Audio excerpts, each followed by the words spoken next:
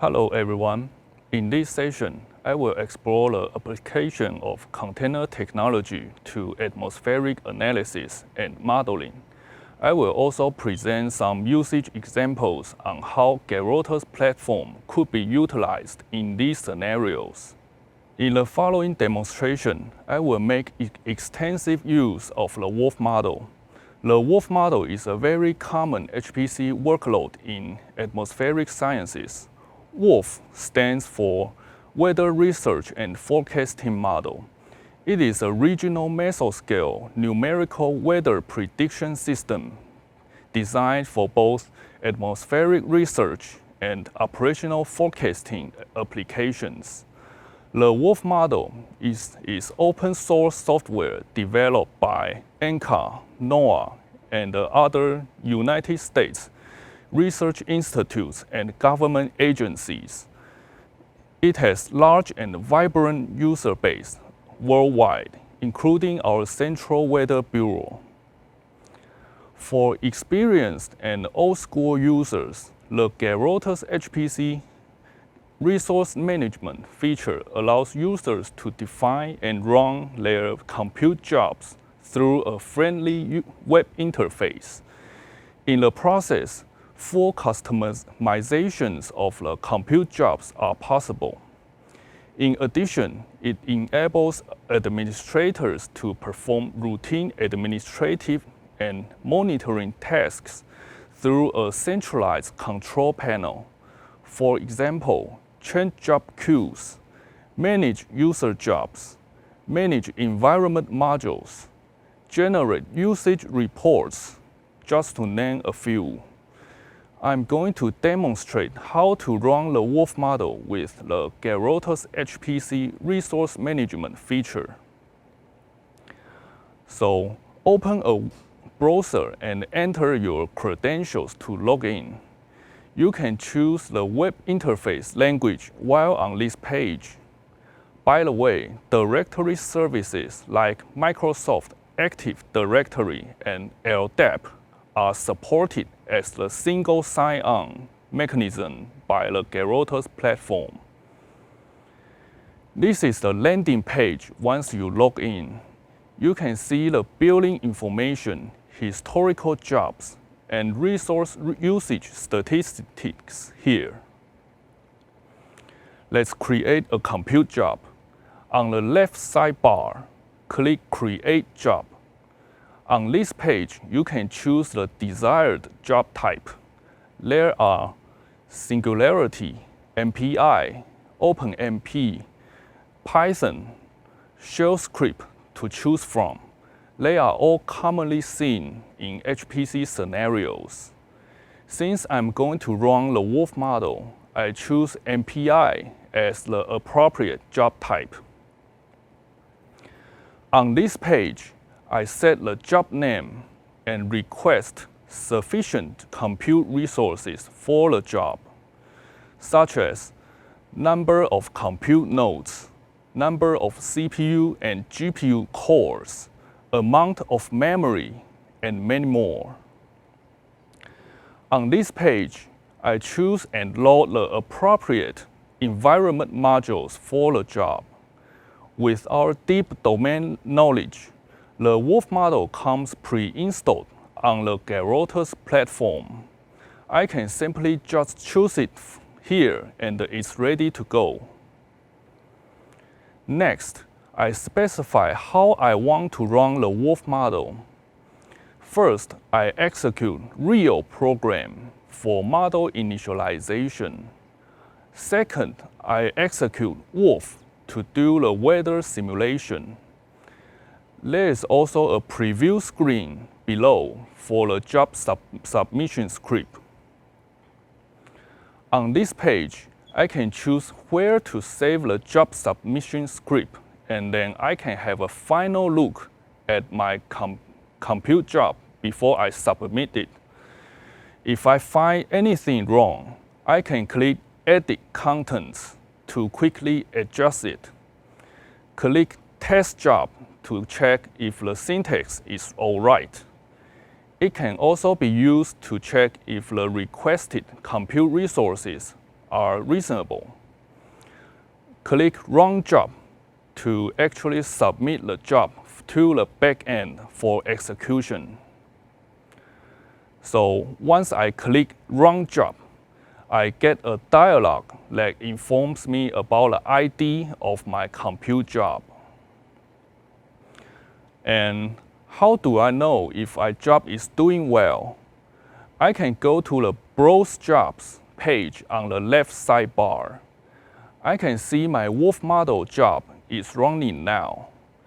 I can also see the attributes of my job, such as status, or if my job is pending, the reason why it is not running, and how many nodes, CPU and GPU cores are allocated to my job.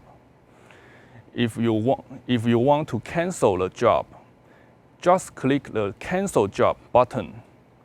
I can also view the standard output and the standard error of my job. Here, I click the View Output button for demonstration. A dialog opens, and it shows me the standard output. I can see the detailed progress of the running Wolf model. In addition to the traditional bare metal method, we also propose and develop a new approach to atmospheric analysis and modeling. The GARAOTUS Atmosphere as a Service makes heavy use of container technology. I'm going to use the Wolf model for demonstration again. In order to run the Wolf model inside a container, I have to adapt, build, and package it into a container image. Here is the schematic diagram for the design of such container image. The entire Wolf model, along with its highly specialized software stack, are now packaged inside a container. Additionally, modeling workflows are fully automated by the shell scripts inside. Common container engines are supported, even including Singularity, a specialized container engine in the HPC world. The status of the Wolf model container can be monitored by mounting a status log file. Users are able to control the behaviors of the Wolf model by setting environment variables or mounting custom configuration files. As an active model user myself, there are indeed some concerns about the performance implications of running atmospheric models inside containers. So we will put this issue into test. This is our test environment. It is configured to resemble a standard HPC environment. We first perform a LINPACK benchmark on bare metal inside Docker and the Singularity to compare the performance difference between them. The LINPACK benchmark measures the floating point performance of a given system. It is one of the test items used to rank supercomputers in the top 500 list. The result of each run type is the average of 5 consecutive runs below. The results are measured in gigaflops. Higher means better. We find that there is virtually no performance difference between bare metal and containers. As a side note, LINPACK is a compute-intensive workload. For the Wolf model, we configured a realistic simulation case for the performance test. The simulation domain and some important model options are listed here for reference. We look at the performance results. This table shows the time needed for the Wolf model to complete the simulation case. All model configuration and input data are the same for each run type. The unit is measured in wall time, hours, minutes, and seconds. Lower means better. For bare metal, it takes 7 hours and 3 minutes to complete. For Docker, it takes 7 hours and 31 minutes to complete. This translates to a performance loss of about 6.5%. For Singularity, it takes 6 hours and 40 minutes to complete. This translates to a performance gain of about 5.4%. By default, Docker drops many Linux capabilities from the container. This prevents the use of some system calls made by the MPI libraries to speed up data exchange between MPI processes. Because the Wolf model is a memory-intensive workload, the impact will be significant. So here, Docker being slower is expected. If containers are allowed to run privileged, the performance gap will close. However, it is interesting to see Singularity being the fastest here by a decent margin. Here is a demonstration of the GARAOTUS Atmosphere as a service to schedule and run the Wolf model container. In traditional bare metal HPC architecture, you have job schedulers like PBS and Slum. However, in this scenario, Kubernetes assumes the equivalent role here. Here is a demonstration of using the GARAOTUS AaaS to schedule and run the Wolf model container. In traditional bare metal HPC architecture, you have job schedulers like PBS and Slum. However, in this scenario, Kubernetes assumes the equivalent role here. So let's start a demonstration.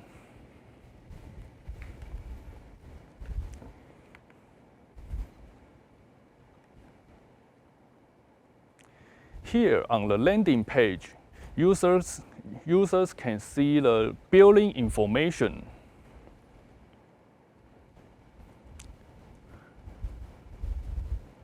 We first create a data volume for collecting the model output from the Wolf model container. We give it a name. We specify the capacity of this data volume here.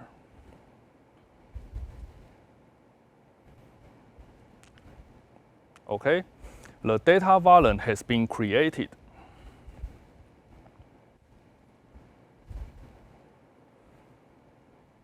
Now we are going to create the Wolf model container.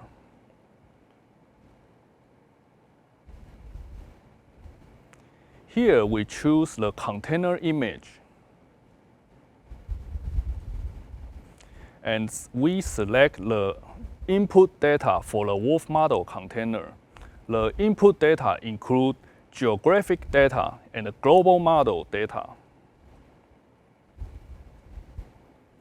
And here we request the computing resources for our container.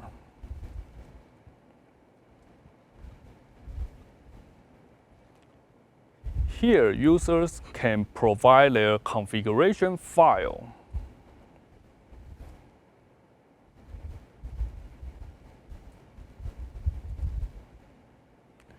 We also provide a helper utility to help users edit the configuration file.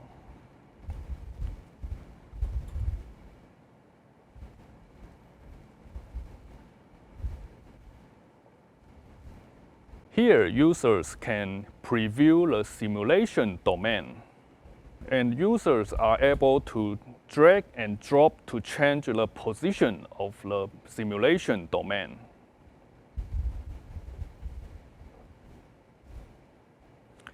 Once users are satisfied with the modifications, they can click the Save button to save the change.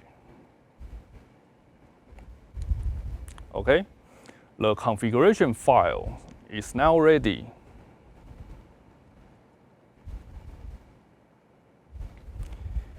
Here we mount the data volume we previously created.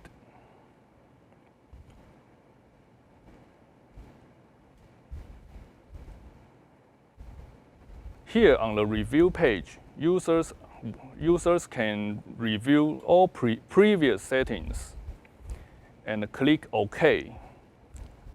Here we can see that the wolf model container is starting up.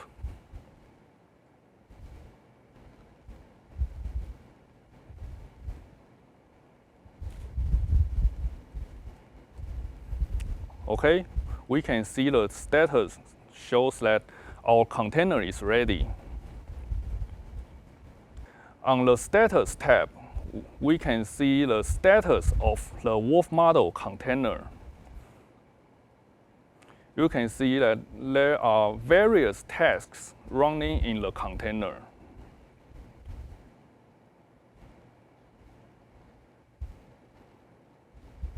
We fast forward a bit here.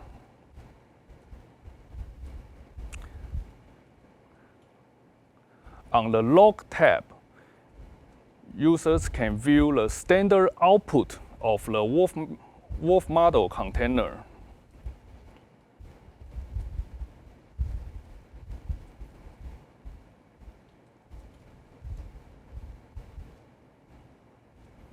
On the terminal tab, users have terminal access into the container.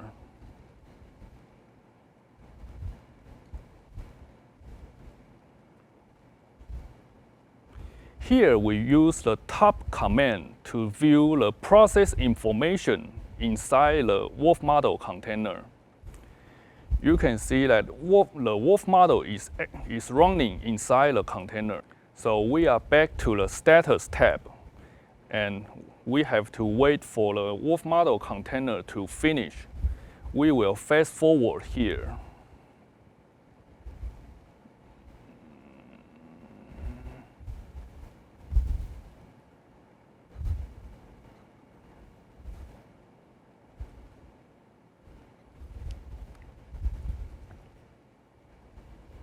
Here we show the accumulated rainfall and the sea level pressure here. We can see that there is a typhoon.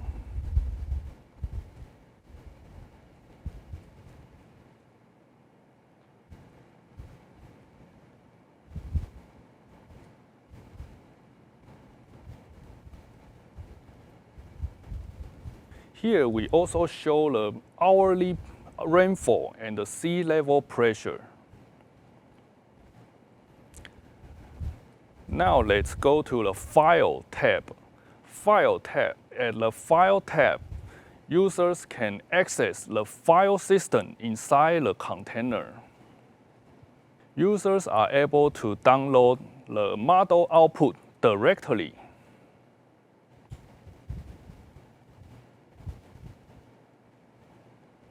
You can see that the download starts.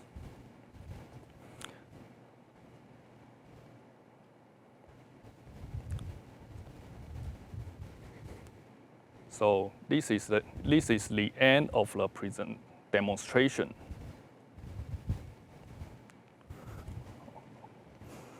Okay. After the wolf model container finishes execution, some example plots will be generated. These figures show the 3 hourly rainfall and the sea level pressure. The color bar is for precipitation. Unit is millimeters.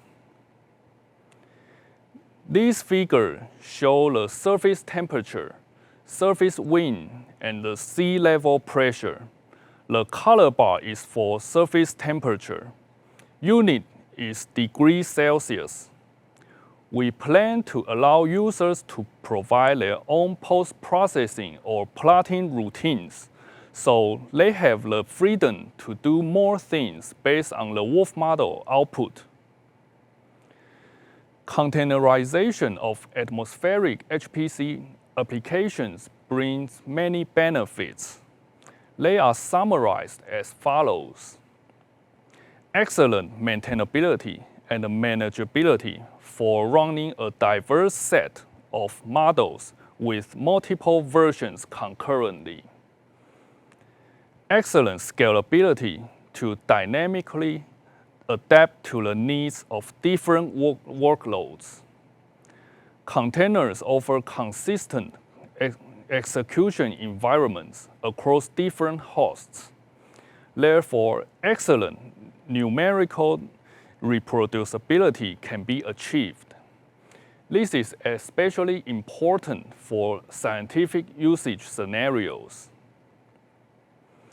Portability across heterogeneous computing environments.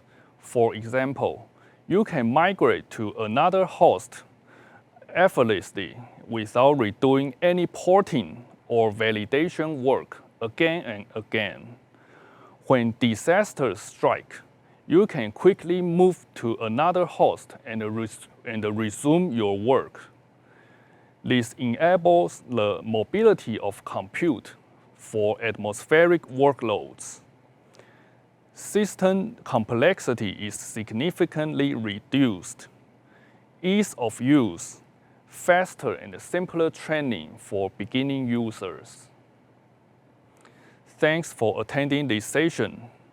Comments and questions are welcome. Thank you.